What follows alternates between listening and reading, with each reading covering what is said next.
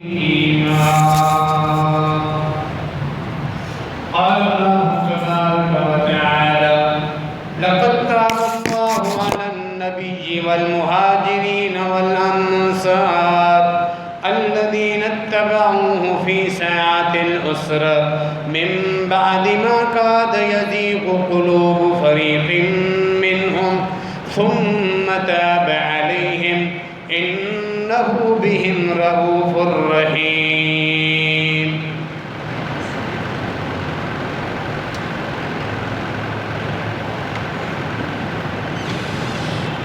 سورہ توبہ کی آیت نمبر 117 آپ کے سامنے تلاوت کی ہے۔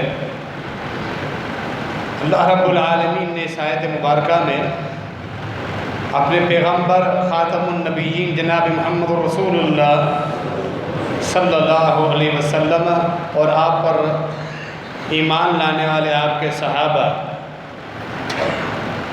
آپ سب پر آنے والی ایک مشکل گھڑی کا ذکر فرمایا۔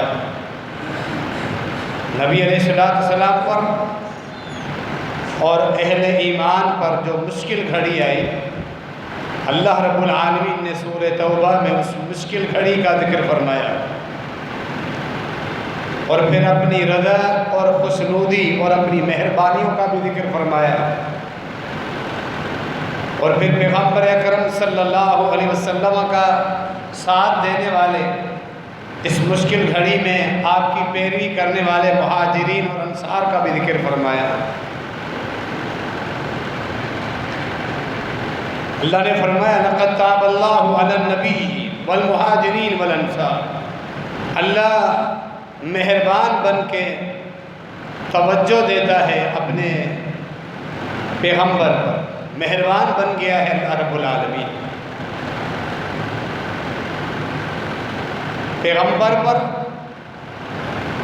مہاجرین پر اور انصار پر، سب پر اللہ مہربان ہو چکا ہے، اور مہربانی کے ساتھ اللہ رب العالمین کی پوری توجہ ان کے اوپر۔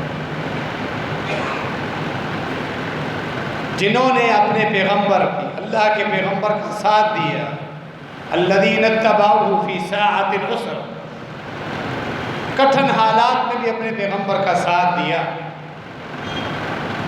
اور اس قدر مشکل حالات تھے، من بعد ما کاد یزیغ قلوب فریق منہم، کہ بعض ایسے لوگ تھے مسلمانوں میں داخل ہو چکے تھے، ایمان کا دعویٰ کرنے والے، جو اس مشکل گھڑی میں ظاہر ہو چکے،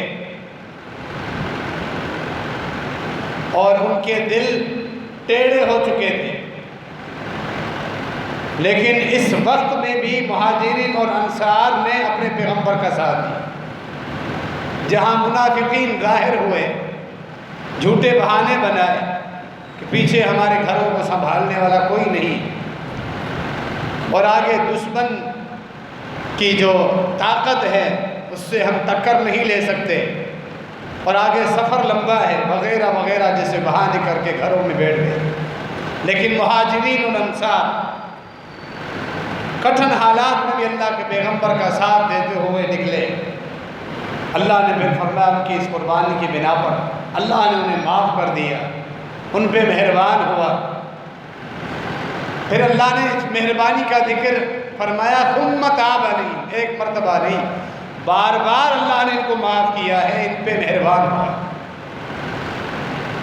پھر اللہ نے مستقل طور پر ان کے بارے میں فرمایا کہ جو مہاجرین اور انصار ان کٹھن حالات میں اپنے پیغمبر کا ساتھ دے رہے ہیں، انہ بہم رؤوف الرحیم، اللہ ان کے اوپر بڑا ہی مہربان ہے اور بڑا ہی رحیم ہے، ان پر رحمت کرنے والا۔ مشکل گھڑی، صحیح بخاری اٹھائیں، دیگر کتب احادیث اس آیت کی تفسیر میں غزوہ تبوک کے مشکل حالات میں جن صحابہ نے نبی علیہ السلام کا ساتھ دیا، اللہ نے ان کی تعریف فرمائی۔ سخت گرمیوں کے موسم میں جب روم کے عیسائیوں کے خلاف جنگ کے لیے نبی علیہ السلام نکلے، اس وقت بڑی آزمائش تھی، سفر لمبا تھا، آگے دشمن کی طاقت معروف اور مشہور تھی، اس وقت کا ایک سپر پاور ملک رومی عیسائی بھرپور طاقت میں، اور پھر آزمائش کے اوپر آزمائش یہ تھی کہ یہ جو موسم تھا مسلمانوں کے بالخصوص انصار صحابہ کرام جن کے پاس زیادہ باغات تھے کھجور کے پکنے کا موسم، سخت گرمی کے موسم میں کھجور پکتے ہیں، فل گرمی کا موسم۔ آزمائش کے اوپر آزمائش یہ ہے، کسان باغبانی کرنے والے لوگ جب ان کی فصل کی کٹائی کا وقت آتا ہے، یہ وقت ان کو بڑا محبوب ہوتا ہے، بڑی ان کو محبت ہوتی ہے، شدت کے ساتھ اپنی پوری محنت اور خرچے کا صلہ حاصل کرنے کا یہ وقت ہوتا ہے۔ دوسری آزمائش یہ کہ جب یہ پھل لگ چکے ہوتے ہیں درخت کو، تو پھر درختوں کے سائے بھی گھنے ہو جاتے ہیں، تو اس سخت گرمی میں اپنے باغات کی ٹھنڈی چھاؤں میں وہ بیٹھ کر اپنا زائد وقت گزارا کرتے تھے سکون کے ساتھ، اپنے بال بچوں کے ساتھ گھروں میں بیٹھنے کا سکون چھوڑ کر اپنے باغات کی ٹھنڈی چھاؤں اور ٹھنڈے پانیوں کو چھوڑ کر سخت گرمی میں لمبا کئی مہینوں کی مسافت پر مشتمل سفر، آگے دشمن کے ساتھ ٹکر ہے، وہ دشمن بھی زوراور، ابھی فی الحال بظاہر اسلحہ اور اسباب بھی، سواری بھی اتنی نہیں، اس سب کچھ کے باوجود نکل کے کھڑے ہونے والے مہاجرین اور انصار تھے۔ اعلانیہ اللہ نے اپنے قرآن میں ان کا ذکر فرمایا، اللہ نے ان کو معاف کر دی، اللہ نے ان پہ مہربانی فرمائی، اللہ ہمیشہ سے ہی ان پر مہربان۔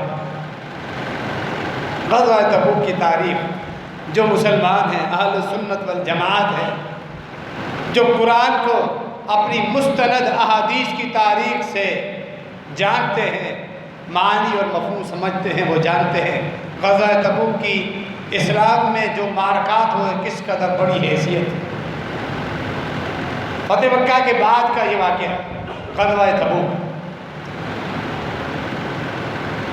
اس موقع پر مالی فراوانی کم تھی، اور یہی وہ موقع تھا نبی علیہ السلام نے خصوصی طور پر اسلحے کے لیے، سواری کے لیے صدقات جمع کرنے کا اپنے صحابہ کرام کو حکم دیا، تاکہ میرے وہ صحابہ بھی میرے ساتھ چلیں جن کے پاس مالی اسباب نہیں، سواری نہیں، اسلحہ نہیں، تلوار، ڈھال، زرہ، ہم اسلحے کے ساتھ، تمہارے مال کے ساتھ، ان صدقات کے ساتھ اس ساری اسباب خرید لیے جائیں تاکہ کثرت کے ساتھ میرے صحابہ میرے ساتھ ہیں۔ یہی موقع تھا جب ابوبکر صدیق رضی اللہ تعالیٰ عنہ اپنے گھر کا سارا مال جمع کر کے لائے تھے۔ عمر فاروق رضی اللہ تعالیٰ عنہ کہتے ہیں ان دنوں میں میری مالی حالت کچھ زیادہ اچھی تھی، مناسب تھی، میں نے کہا آج بہترین موقع ہے، ہمیشہ ابوبکر مجھ سے آگے نکل جاتا ہے قربانیاں دینے میں، آج میں اس سے آگے نکل کے دکھاؤں، پورے گھر کی جو جمع پونجی ہے، مال و اسباب جمع کر کے پورا آدھا مال لے کر آتے ہیں، سمجھ رہے ہیں کہ آج انشاءاللہ اتنا میرا مال ہے، ابوبکر کے مال سے زیادہ ہو، لیکن وہاں پہنچتے ہیں تو پتہ چلتا ہے میں آدھا مال لایا ہوں۔ ابوبکر صدیق رضی اللہ تعالیٰ عنہ سب کچھ لے کر آئے، وہ آج بھی پیچھے رہ گئے تھے ابوبکر صدیق رضی اللہ تعالیٰ عنہ۔ ایک اور صحابی تھے ان کے ساتھی، نبی علیہ السلام کے ایک اور وزیر بھی تھے، وہ بھی اپنا مال لے کر آئے تھے، لیکن اس مال کے اندر کیا ہی برکتیں تھیں، کیا ہی اس کا رعب تھا، اور کس قدر اس کا فائدہ پہنچنا تھا کہ آپ صلی اللہ علیہ وسلم کے داماد، دوہرے داماد ذو النورین سیدنا عثمان غنی رضی اللہ تعالیٰ، مالی حیثیت بہتر تھی، تجارت میں اللہ نے بڑی برکتیں عطا فرمائی تھی، بہت مالدار تھے، لیکن اپنا مال کثرت کے ساتھ اللہ کے راستے میں خرچ کرنے والے تھے۔ بہترین موقع تھا جب نبی علیہ السلام نے اعلان فرمایا من یجہد فی ساعۃ العسرہ فلہ الجنہ، اور کما قال علیہ السلام، سنن ابو داؤد کے اندر جامع ترمذی کے الفاظ ہیں، آج اس قافلے کو جو تیار کرے گا، اسباب دے گا، مالی اسباب جمع کروائے گا اس کے لیے جنت۔ یہ گویا کہ مال نہیں دے رہے تھے، اللہ کے ساتھ سودا ہو رہا تھا، جنت خریدی جا رہی تھی۔ اور یہ یاد رکھیے، ہم سب مسلمان ہیں، جنت کو دنیا میں خریدا جاتا ہے، مرنے کے بعد نہیں۔ یہ زندگی جو اللہ نے دی ہے، یہ جو لمحات ہمارے گزر رہے ہیں، یہ جنت خریدنے کے لمحات ہیں۔ یہ لمحات ہیں مرنے سے پہلے ہم اپنی گردنوں کو جہنم سے آزاد کروائیں، مرنے کے بعد نہیں۔ ابھی یہ لمحات ہماری زندگیاں جو گزر رہی ہیں، صحابہ کرام نے بھی اللہ کے ساتھ سودے کیے تھے جنت خریدنے، یہ سب تجارتیں چل رہی تھی اللہ کے ساتھ۔ کوئی سارا مال لے کر آ رہا تھا، کوئی آدھا مال لے کر آ رہا تھا، اللہ رب العالمین جنت بیچ رہا تھا۔ خریدنے والے صحابہ کرام موجود تھے۔ عثمان غنی رضی اللہ تعالیٰ عنہ اب اس وقت مالی اسباب میں سے کثرت کے ساتھ اونٹ اور گھوڑے 1000 کی تعداد میں سامان کے ساتھ لدے ہوئے نبی علیہ السلام کے سامنے آ کر کھڑے کرتے، لائن میں قطار میں ایک دوسرے کی مہار جانوروں کو لگی ہوئی ہے۔ اس روایت میں تقریباً اگر 700 اونٹ تھے تو 300 گھوڑے تھے، کچھ روایت ہے کہ 800 اونٹ تھے، 200 گھوڑے تھے، ٹوٹل تعداد 1000 کی، اور خالی پیٹھ نہیں تھے، ان کے اوپر سامان بھرا ہوا تھا۔ جو سامان سفر، اناج، غلہ، جو سفر میں زادرہ ضرورت ہوتی ہے، وہ سارے سامان کے ساتھ موجود تھے۔ صرف یہ 1000 کی تعداد میں اونٹ اور گھوڑے نہیں تھے، دینار اور درہم کی صورت میں مال نقدی بھی لے کر آئے تھے، اشرفیاں بھی لے کر آئے تھے۔ ان کی تعداد بھی 1000 یا کئی تعداد میں آتی ہے۔ آ کر نبی علیہ السلام کو پیش کر دیتے ہیں، وہ بند ہے تھیلی میں، کھول کر نہیں رکھتے، پوری بند تھیلی نبی علیہ السلام کے سامنے رکھتے۔ آپ صلی اللہ علیہ وسلم کو تھیلی درہم و دینار کی اٹھاتے ہیں، اپنی جھولی میں کھولتے ہیں، اور وہ سکے آپ صلی اللہ علیہ وسلم کی جھولی میں پڑے ہوتے ہیں۔ جامع ترمذی کے اندر الفاظ ہے، صحیح بخاری کے اندر بھی اس حدیث کی اثر موجود ہے۔ آپ صلی اللہ علیہ وسلم اپنے مبارک ہاتھوں سے وہ درہم و دینار اٹھاتے ہیں اور ہاتھوں میں لے کر پھر نیچے چھوڑتے ہیں، الٹ پلٹ کر رہے ہیں، ہاتھوں میں مسل رہے ہیں۔ اتنا پاکیزہ بابرکت مال عثمان کی طرف دیکھتے ہیں، ان کے دیے ہوئے گھوڑے، اونٹ، یہ درہم و دینار۔ فرماتے ہیں نبوت کی زبان سے کیا الفاظ نکلے ہیں، یہ الفاظ صحیح بخاری میں بھی موجود ہیں، ما ضر عثمان ما عمل بعد۔ نبوت کے الفاظ جو اپنی مرضی اور خواہش سے نہیں نکلتے تھے، اللہ کی طرف سے ایک ایک لفظ وحی کی صورت میں اترتا تھا۔ جو بولتا تھا تو جب بولتا تھا اللہ کی طرف سے، جب وحی اترتی تھی۔ فرمایا کہ آج کے بعد عثمان نے یہ آج ایسا عمل کیا ہے، اتنی بڑی قربانی دی ہے اپنے مال کی، جب تک عثمان زندہ ہے چاہے جو بھی عمل کرتا رہے اس کے لیے جنت واجب ہو چکی ہے، اس کی نیکیوں میں کوئی کمی واقع نہیں ہوگی، عثمان کے درجات میں کوئی کمی واقع نہیں ہوگی۔ اللہ نے جنت اس کے لیے لکھ دی کہ جو چاہے کرتا ہے۔ نبوت کی زبان سے اجازت بھی انہی خوش نصیب ہستیوں کو ملی تھی جن کے بارے میں اللہ اور اس کے رسول جانتے تھے کہ کھلی چھوٹ ملنے کے باوجود ہمیشہ وہ اللہ اور اس کے رسول کی شرعی حدود کی پابندی کرتے رہے، اور ایسا ہی ہوا۔ اس کھلی چھوٹ ملنے کے باوجود ان کے اعمال کا تقوی کی پرہیزگاری، ان کی عبادات، راتوں کا قیام، تہجد، قرآن مجید کی تلاوت، تعلق، ذکر و اذکار اور پاک دامنی، سارے معاملات اسی طرح محفوظ اور چلتے ہوئے رہے۔ مسلمانوں کی تاریخ میں خلیفہ ثالث عثمان ذو النورین رضی اللہ تعالیٰ عنہ کے بے شمار فضائل کتب حدیث میں موجود ہیں۔ گزشتہ خطبے میں آپ نے مختصراً فضائل کے متعلق اشارہ اور تعارف سنا تھا۔ آج کے اس خطبے میں قدر تفصیلی ہم ذکر کرتے ہیں خلیفہ ثالث سیدنا عثمان غنی رضی اللہ تعالیٰ عنہ کے کچھ معروف فضائل، ان کا مقام و مرتبہ، مسلمانوں کے دلوں میں ان کے لیے محبت اور اہل ایمان کا تعلق عثمان غنی رضی اللہ تعالیٰ عنہ کے ساتھ۔ صحیح بخاری کے الفاظ کھولیے پڑھی۔ صحیح بخاری کا حوالہ دینے کا مطلب کیا ہے؟ رکیے، سمجھیے۔ بار بار صحیح بخاری کا حوالہ دینے کا مطلب کیا ہے؟ رکیے، سمجھیے۔ اہل سنت والجماعت جو کہلواتے ہیں، اس سے ہٹ کر باقی جو زندیق اور گمراہ ہو چکے ان کو چھوڑیے۔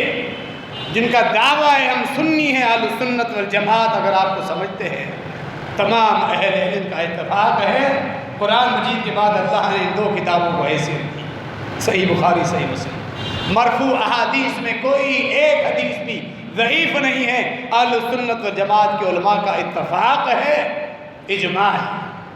باقی کتب احادیث میں صحیح احادیث موجود ہے، کچھ ضعیف بھی ہیں۔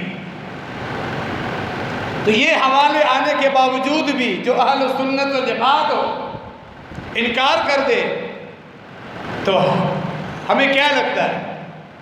یعنی محض وہ اپنی خواہش پرستی کر رہا ہے،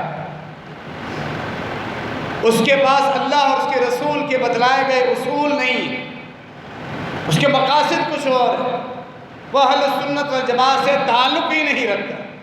جو واضح حوالوں کے باوجود بھی، جن میں ان صحابہ کرام کے فضائل معروف ہوں، پھر بھی وہ اپنے خاص مقصد اور نظریات پہ قائم رہے، کا مطلب ہے وہ اہل سنت والجماعت یہاں سنی کہلوانے کا حق نہیں رکھتا۔ اس بات کی طرف توجہ دلانا مقصود تھا، سنی کہلوانے کا حق نہیں۔ جب کتب احادیث کی صراحت کے باوجود بھی وہ اپنے خود ساختہ نظریات نہیں چھوڑتا، صحابہ کرام کی شان میں گستاخیاں کرتے ہوئے کچھ زندیق قسم کے لوگ جن کا مقصد و محور صحابہ کرام کی شان میں تنقیص کرنا ہے، ان کو خوش کرتا رہے، وہ سنی کہلوانے کا حق نہیں رکھتا۔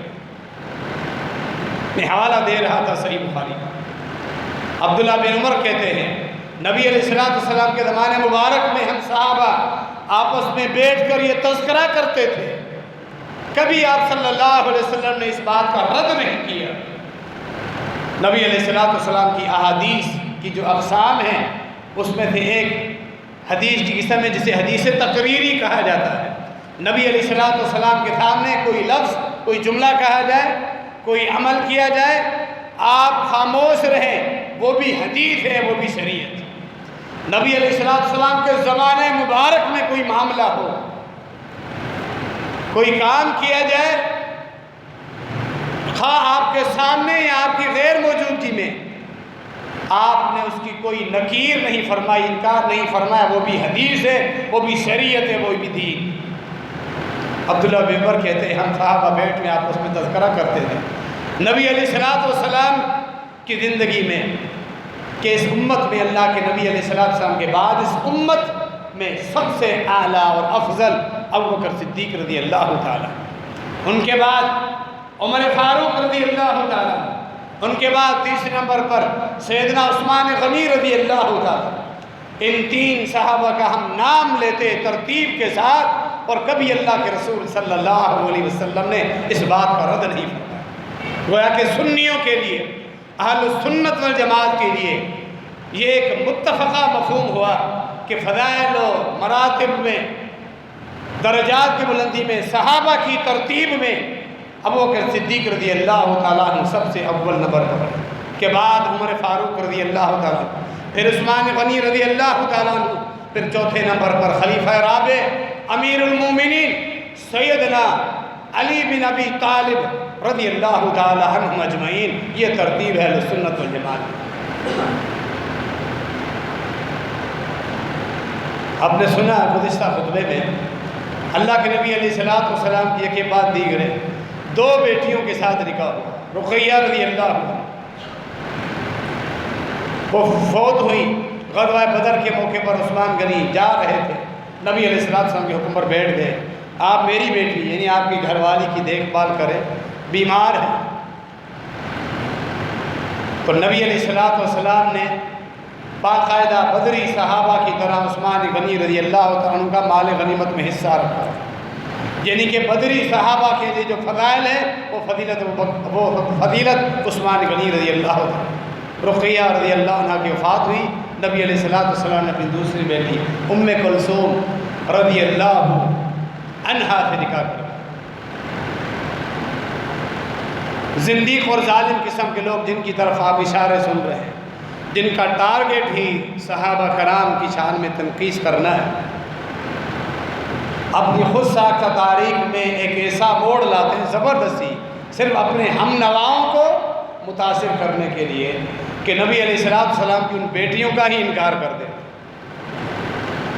جب اس قدر واضح شرف ثابت ہو جائے تو کائنات میں کسی انسان کو وہ شرف اور فضیلت نہیں ملا کہ کوئی ایسا امتی کائنات میں نہیں گزرا جس امتی کی عقد میں کسی پیغمبر کی یکے بعد دیگرے 2 بیٹیاں نکاح میں آ چکی۔ اتنی بڑی شخصیت، اتنا بڑا مقام، جس شخصیت کے خلاف وہ بدبودار اپنی گندی زبانوں سے افواہ اور بکواس کرتے رہتے ہیں، تو پھر اس شخصیت کے متعلق یہ جو شرف ہے اس کو وہ کیسے مانے؟ لہذا طریقہ یہ نکالا گیا، خود ساختہ تاریخ میں سے نبی علیہ السلام کی ان بیٹیوں کا ہی انکار کر دیا۔ اہل سنت والجماعت اٹھتے ہیں، ایک تفصیلی موضوع اشارہ دے دو، ان کو انہی کی کتابوں سے ثابت کرا کے دکھاتے ہیں، انہی کی کتابوں سے کہ نبی علیہ السلام کی بیوی خدیجہ رضی اللہ تعالی عنہا کے بطن سے یہ 3 بیٹیاں، 4 بیٹیاں،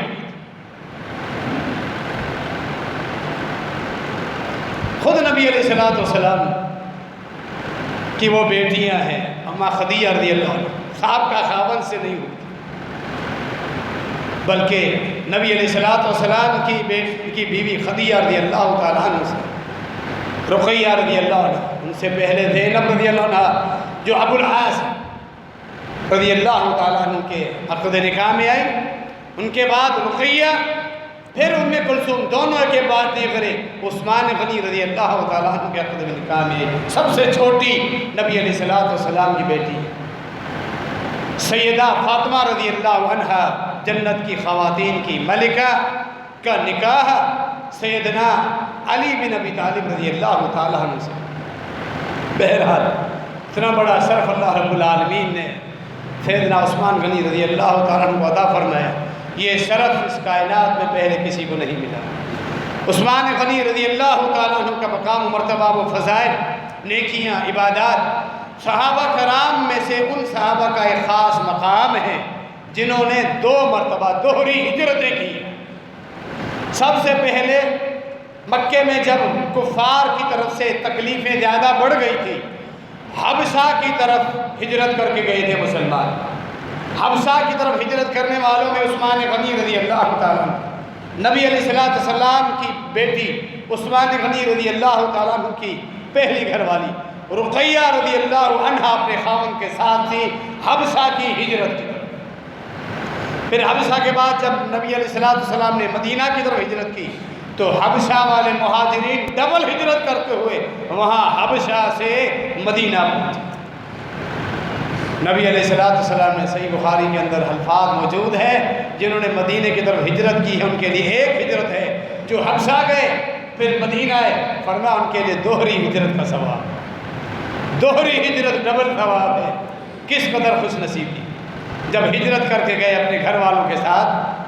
مسند احمد کے اندر حدیث کے اندر یہ الفاظ موجود ہے، فرمایا نبی علیہ السلام نے کہ اللہ کے پیغمبر سیدنا لوط علیہ السلام ابراہیم علیہ السلام کی دعوت پر انہوں نے ایمان قبول کیا، پھر اللہ نے انہیں بھی بعد میں نبوت دی، علاقہ جب چھوڑا انہوں نے بھی ہجرت کی، اپنے گھر والوں کے ساتھ لوط علیہ السلام نے ہجرت کی۔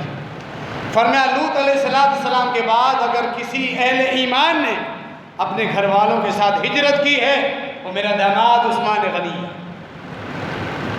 اللہ کے پیغمبر لوط علیہ السلام کے بعد کسی شخص نے اپنے اہل و عیال کے ساتھ دین کے لیے ہجرت کی ہے تو لوط علیہ السلام کے بعد یہ شرف اللہ نے عثمان غنی رضی اللہ تعالیٰ عنہ کو عطا فرمایا۔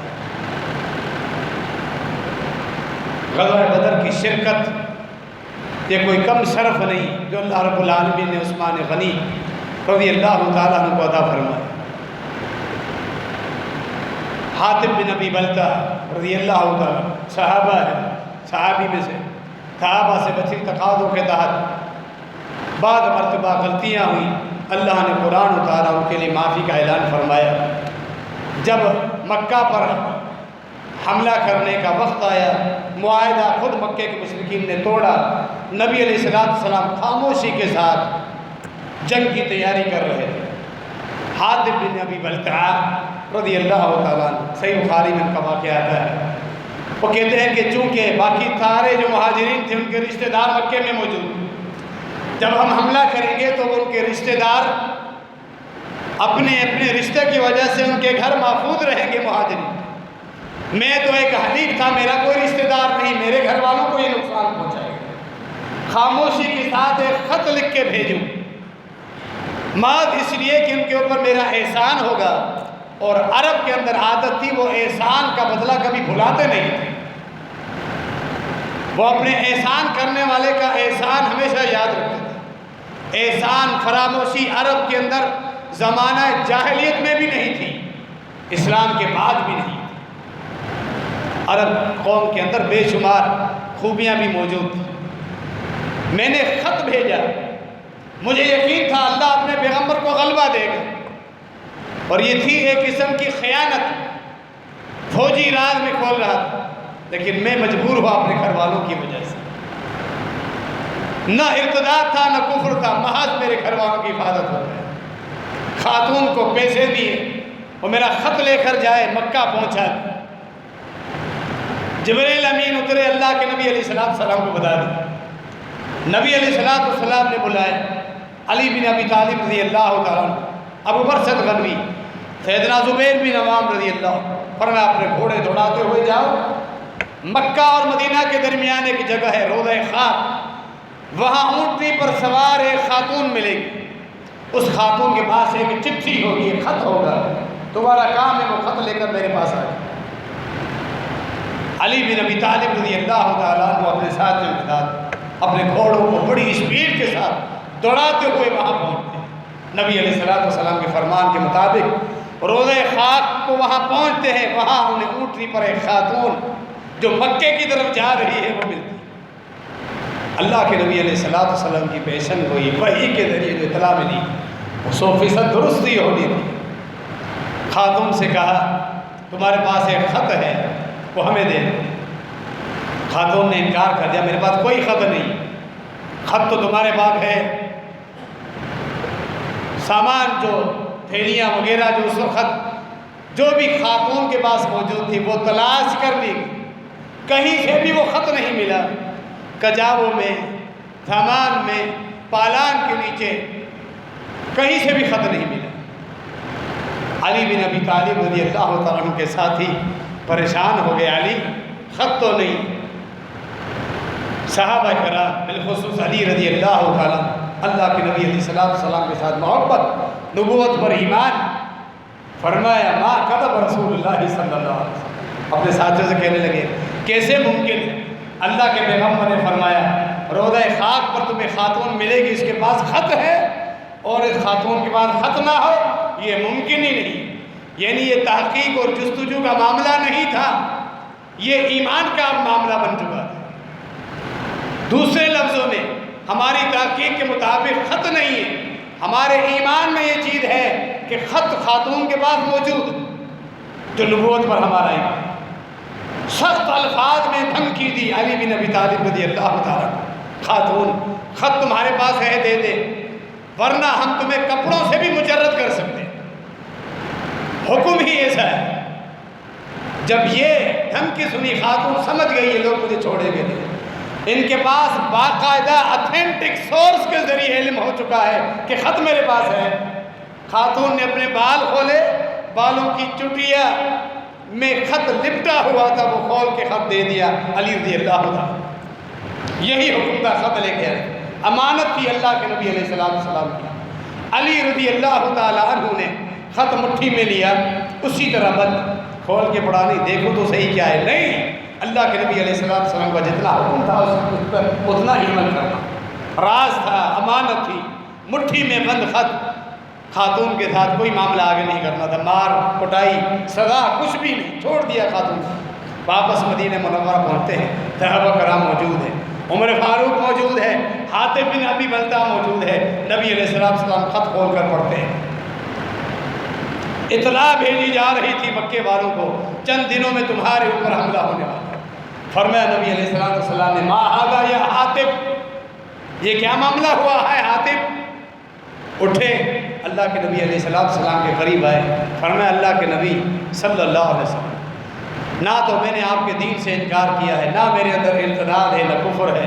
وجہ صرف یہی ہے کہ میں وہاں حلیف تھا قریش میں، میرے کوئی رشتہ دار نہیں. مجھے یقین تھا اللہ آپ کو غلبہ دے گا، صرف ایک احسان کرنا چاہتا تھا قریش کے اوپر، اس احسان کے بدلے وہ میرے گھر والوں کو نقصان نہیں پہنچا. جبریل امین دوبارہ اترتے ہیں، اللہ کی طرف سے فرماتے ہیں کہ آپ کے ساتھی نے سچ کہا، یہ مومن. نبی علیہ السلام خاموش ہوئے. فرمایا کہ اللہ نے حاتب بن ابی بلتہ کی تصدیق کر لی کہ ان سے غلطی ہوئی ہے، اللہ نے جسے معاف کر دیا. عمر فاروق رضی اللہ تعالیٰ عنہ کی دینی اہمیت سے ہم سب واقف. وہ پھر بھی آ کر آتے ہیں نبی علیہ السلام کے بعد خاص کہ اللہ کے رسول مسلمانوں کا فوجی رات ہے، جو رات کھولنے کی اس نے کوشش کی ہے، مجھے اجازت دیجیے میں خود اپنے ہاتھوں سے اس کی گردن اڑاتا ہوں.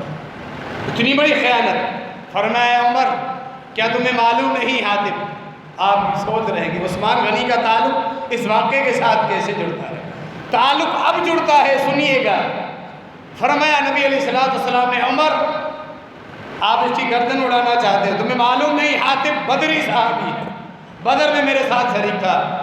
اہل بدر کے لیے اللہ اپنے عرش سے 7ویں آسمان پہ آیا، زمین کی طرف اللہ نے جھانکا.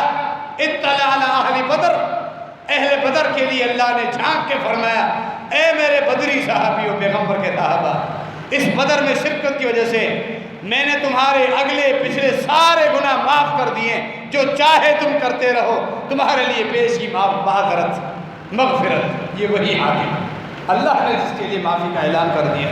غلطی بڑی ہوئی ہے، اللہ نے اسے معاف کر دیا. عمر آپ اسے کچھ نہیں کر سکتے. ابو ہریرہ رضی اللہ تعالیٰ عنہ کہتے ہیں ہم نے عمر کو دیکھا، اب وہ دار و قطار رو رہے تھے، خود رو رہے تھے. کیوں؟ عمر بھی تو بدری صحابی تھے. اتنی بڑی فضیلت، بدر میں شرکت کا اتنا بڑا صلہ اللہ رب العالمین نے ہمیں دے دیا. یہ بدری صحابہ کا مقام. تو ان چند باتوں کا مقصد، جو سنی ہے خود کو اہل سنت و جماعت کہلاتا ہے، کیا وہ چند جھوٹی کچی باتوں پر صحابہ کرام کی شان میں تنقیص کرنے پر آمادہ ہو سکتا ہے؟ قطعاً نہیں. پھر بھی وہ تنقیص پر آمادہ ہے، وہ اپنے آپ کو سنی کہلوانے کا حق نہیں ہے. اللہ رب العالمین ہم سب کو دین اسلام کی صحیح سمجھ عطا فرمائے. آمین. وما علینا الا البلاغ.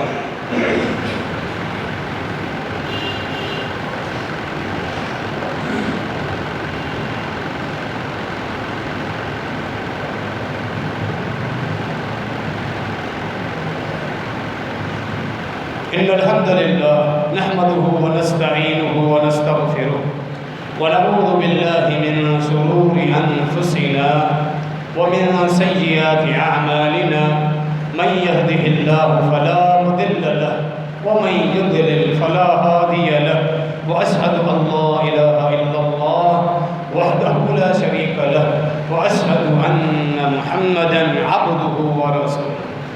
مدینہ میں ہجرت کر کے آنے کے بعد مسلمانوں کو ایک بہت بڑی پریشانی لاحق تھی، پانی کی پریشانی. واحد جو میٹھے پانی کا کنواں تھا وہ ایک یہودی کی ملکیت ہے.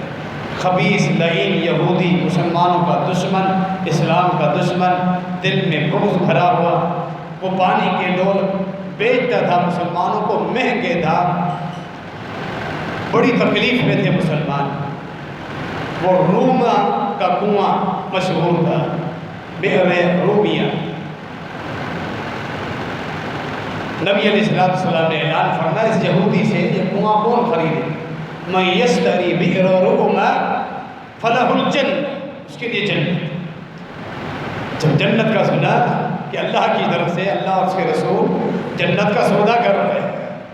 عثمان غنی رضی اللہ تعالیٰ فوراً یہودی کی بات مانتے ہیں اور سودا کر رہے ہیں۔ سودا یہ طے ہوتا ہے کہ وہ یہودی کہتا ہے پورا تو میں نہیں بیچوں گا، آدھا بیچوں گا، تاکہ میں بلیک میل کرتا ہوا کر کے مسلمانوں سے فائدہ اٹھاتا رہا۔ فرمایا ٹھیک ہے آدھا ہی بیچ۔ 12,000 درہم میں آدھا کنواں خرید لیا عثمان غنی رضی اللہ تعالیٰ۔ آدھا کنواں کیسے خریدا کہ ایک دن میرا ہے اور ایک دن آپ کا، اس طرح آدھا کنواں۔ عثمان غنی کا دن ہوتا ہے، مسلمانوں میں اعلان ہر دوسرے دن کھلی چھوٹ ہے، جتنے پانی کے ڈول بھرنے ہیں بھر کے جاؤ۔ مسلمان آتے خوب پانی بھر کے جاتے ہیں، 2 دن 3 دن پانی چل جاتا۔ یہودی کی باری آتی، کوئی پانی خریدنے والا نہیں، مسلمان تو اپنا پانی عثمان غنی کے صدقے کے طور پہ وہ لے کر جاتے۔ بالآخر یہودی مجبور ہوا، عثمان غنی کے پاس ہے، بولے یار آدھا بھی خرید لو۔ عثمان غنی رضی اللہ عنہ دوہرے پیسے دیے، پورا کنواں خرید کے مسلمان کے لیے وقف۔ ایسا نہیں تھا کنواں چونکہ اب میں نے خرید کے بیچا ہے، میں جب بھی آؤں تو میرے لیے راستہ صاف کر دیا، جتنا چاہے پانی نہیں۔ نبی علیہ السلام نے یہ الفاظ فرمائے، جو کنواں خرید کے مسلمانوں پر وقف کرے، عام مسلمان کی طرح اپنا ڈول بھرتا رہے، اس کے لیے جنت ہے۔ عثمان غنی بھی عام مسلمانوں کی طرح آتے اور انتظار کرتے، لائن میں کھڑے ہوتے، اپنا ڈول بھر کے پھر جاتے۔ اس طرح صدقات ہوتے ہیں جو عثمان غنی رضی اللہ تعالیٰ عنہ کی زندگی میں صدقات کثرت کے ساتھ نیکیاں، بڑی بڑی نیکیاں، جہاد غزوہ بدر میں شرکت آپ نے سنی کئی مرتبہ، ایک مرتبہ جنت کی آپ بات کرتے ہو، عثمان غنی رضی اللہ تعالیٰ عنہ کے لیے جنت کی خوشخبری آپ ایک مرتبہ کی بات کرتے ہو، سنی ہو، ایک مرتبہ نہیں کئی مرتبہ۔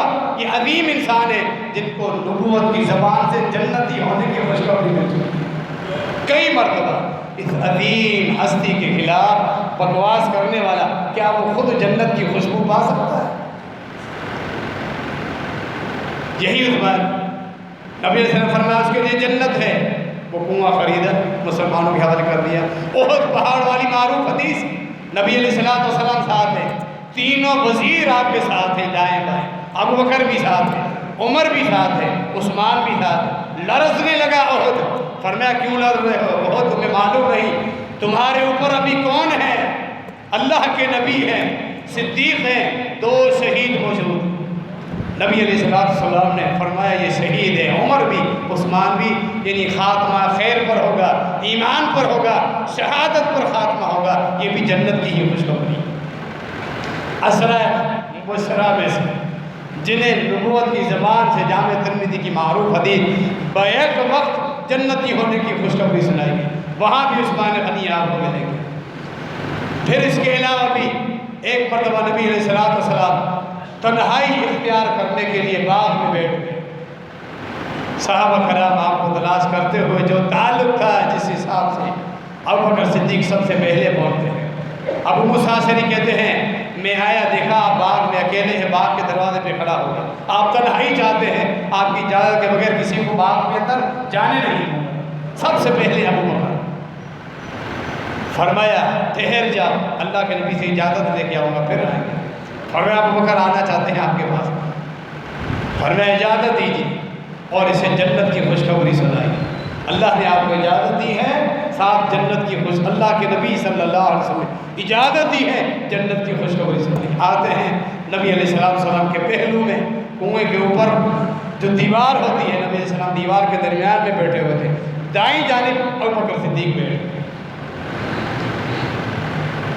پھر عمر فاروق رضی اللہ تعالیٰ نبی علیہ السلام نے پھر وہی الفاظ فرمائے، اجازت اس کو دے دو، اسے جنت کی خوشخبری سنا۔ عمر فاروق رضی اللہ تعالیٰ عنہ آ کر نبی علیہ السلام کی دوسری جانب بائیں جانب بیٹھ گئے، جو منڈیر جو دیوار تھی وہ ایک طرف کی بھر جاتی ہے، اب سامنے والی دیوار باقی تھی کنویں کی۔ عثمان غنی رضی اللہ تعالیٰ عنہ فرمایا نبی علیہ السلام جب ابو موسیٰ اشعری نے بتایا، اب عثمان ایزن لہو وبشرہ بالجنہ ببلویٰ یصیبہ، عثمان کو اجازت اسے بتاؤ اس کے لیے بھی جنت ہے، لیکن جنت سے پہلے اس دنیا میں اللہ رب العالمین کو سخت آزمائش میں مبتلا کر، اس کے بعد اس کے لیے جنت۔ جب یہ الفاظ سنے عثمان غنی رضی اللہ تعالیٰ نے فرمایا مختلف روایات میں، واللہ المستعان، اللہ میری مدد کرے گا، اور ایک الفاظ میں یہ ہے کہ اللہ مجھے صبر کرنے کی توفیق دے گا، اور ایک روایت میں الفاظ یہ ہے حسبنا اللہ ونعم، حسبی اللہ، اللہ میرے لیے کفایت ہے۔ یہ الفاظ تھے۔ عثمان غنی رضی اللہ تعالیٰ عنہ آ کر سامنے بیٹھ جاتے ہیں۔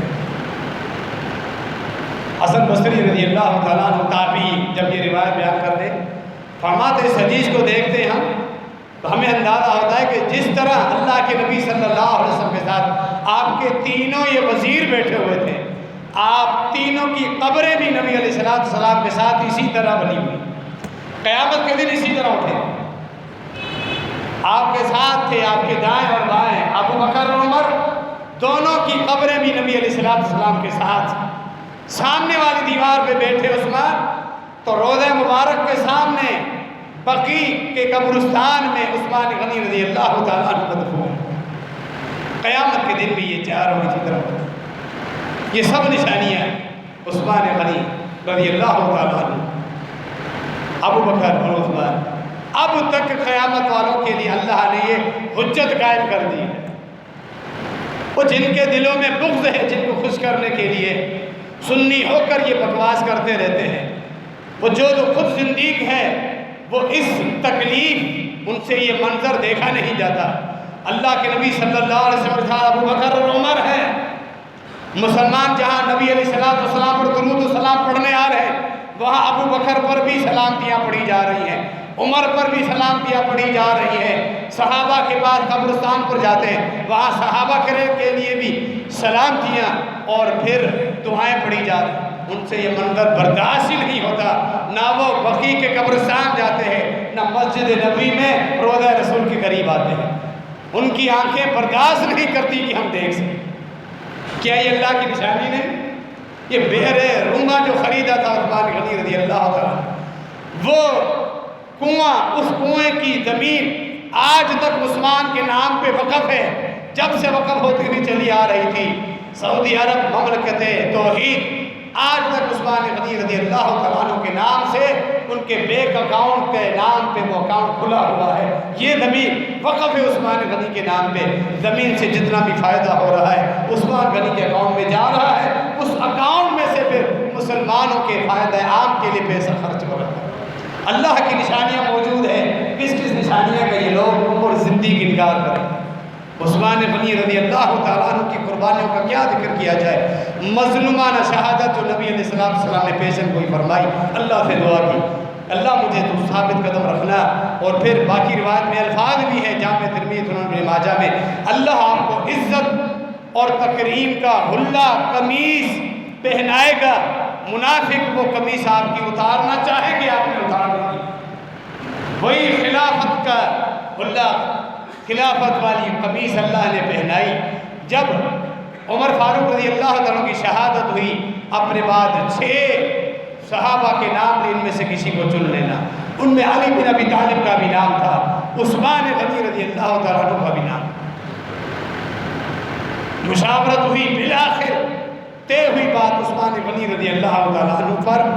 سب سے پہلے فجر نماز میں جب عثمان غنی رضی اللہ تعالیٰ عنہ کے لیے اعلان ہوا، اہل سنت و جماعت کے افراد سن لو، سب سے پہلے عثمان غنی رضی اللہ تعالیٰ عنہ کے ہاتھ پر بیعت کرنے والے علی بن ابی طالب رضی اللہ تعالیٰ عنہ، صحیح بخاری میں الفاظ موجود ہیں۔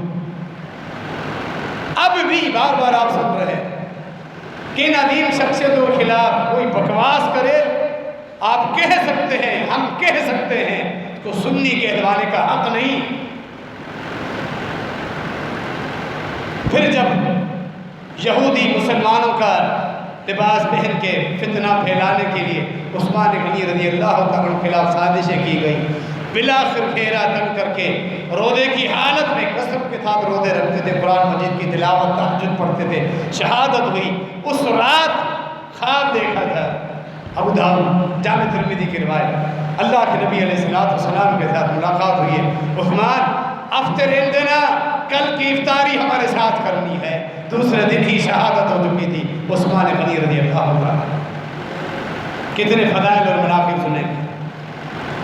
تابعین محدثین ائمہ کہتے ہیں عثمان غنی رضی اللہ عنہ کے بے شمار فضائل، لیکن دو چیزیں اگر ذکر کی جائیں تو باقی فضائل بیان کرنے کی ضرورت ہی نہیں پڑتی۔ دو چیزیں بڑی کافی۔ ایک تو جب محاصرہ آپ کا کیا گیا، کچھ ساتھی آئے کہا کہ ان بلوائیوں اور جو بغاوت کر رہے ہیں ان کے خلاف لڑائی کرتے، فرمایا نہیں، میں اپنی ذات کی وجہ سے اجازت نہیں دوں گا۔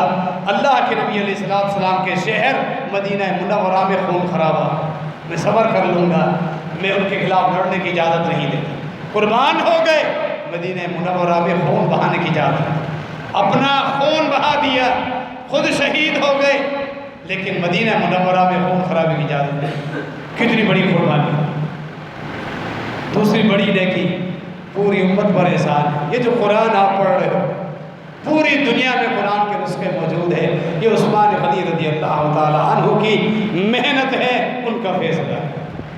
یہ تفصیل خلاصہ یہ ہے کہ نبی علیہ السلام کے زمانے میں قرآن مجید کو 7 لغتوں میں پڑھنے کی اجازت تھی کہ عرب کے مختلف قبائل اپنے اپنے لفظوں میں وہ قرآن کے الفاظ پڑھ سکتے تھے، لیکن بعد میں نبی علیہ السلام کی وفات کے بعد کثرت کے ساتھ جب مسلمان دین میں داخل ہوئے، ان لغتوں کی وجہ سے اختلاف ہونے لگا، سخت اختلاف۔